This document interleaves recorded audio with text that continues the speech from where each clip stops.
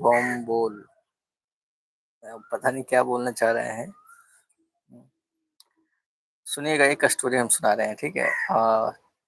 एक मित्र ने हमें भेजा था। तो देखिए, एक सम्मानित, मतलब ये जो है एक टीचर की कहानी है।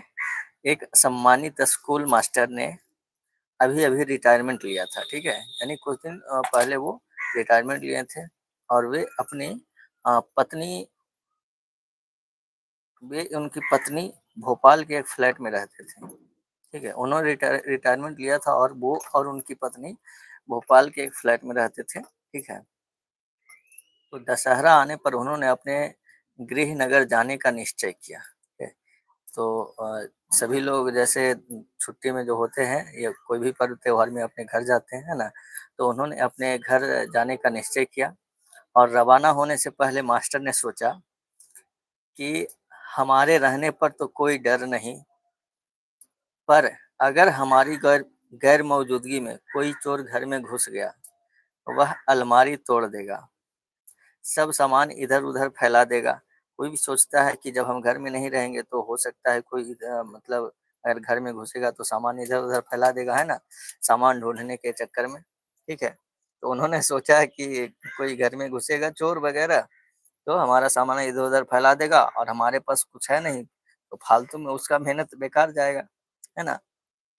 तो उन्होंने क्या किया कि उन्होंने अपने घर को नुकसान से बचाने के लिए उन्होंने मेज पर, है ना, 1000 रुपया रख दिया और साथ में एक पर्ची पर लिख दिए, प्रिय अज्ञात चोर, आपको मेरे घर में घुसने के लिए की गई मेहनत पर हार्दिक बधाई। उन्होंने लिख दिया कि मेरे पास कुछ नहीं है, ठीक है। आपको मेरे घर में घुसने के लिए बधाई हो, ठीक है। पर दुर्भाग्यवश मैं एक मध्यवर्गीय व्यक्ति हूँ, जो केवल अपनी पेंशन पर गुजर-बसर करता है। उन्होंने ऐसा लिख दिया, 1000 रुपया रख दिया और लिख दिया कि मैं एक मिडिल क्लास फैमिली हूँ और मेरे पास कुछ है नहीं, ठीक है। मुझे अफ़सोस है कि आपकी मेहनत और कीमती समय व्यर्थ जाएगा, है। इसलिए आपकी मेहनत के सम्मान में यह 1000 रुपया स्वीकार करें। साथ ही आपके पैसे चोरी में अधिक सफलता पाने के लिए कुछ सुझाव नीचे दिए गए हैं। उन्होंने अपने घर का तो बचा लिया और साथ में उन्होंने क्या किया, कोई एक सलाह दे दिया, ठीक है, कि कुछ सुझाव उन्होंने दिया। क्या सुझाव दिया है देखिए, आगे पढ़ते हैं। अधिक सफलता पाने के लिए कुछ सुझाव नीचे दिए गए हैं। मास्टर साहब की सलाह इस प्रकार थी। 8वीं मंजिल पर एक भ्रष्ट मंत्री रहता है। 7वीं मंजिल पर एक धूर्त प्रॉपर्टी डीलर। 6वीं मंजिल पर एक सहकारी बैंक का चेयरमैन है। 5वीं मंजिल पर एक बड़ा उद्योगपति। 4थी मंजिल पर एक प्रसिद्ध वकील। 3री मंजिल पर एक भ्रष्ट अधिकारी कर्मचारी। इन सबके पास सोने और पैसे के ढेर हैं।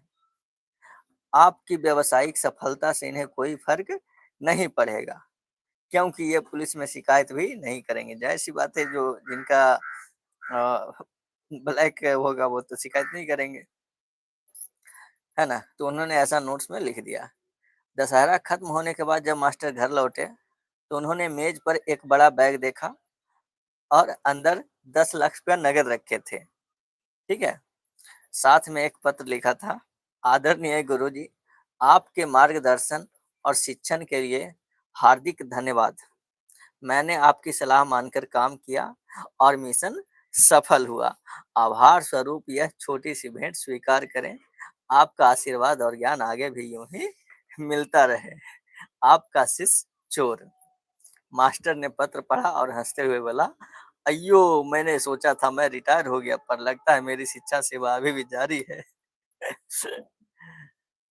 तो चलिए, बताइएगा आप लोग, ये कहानी सुन के कैसा लगा आप लोग को?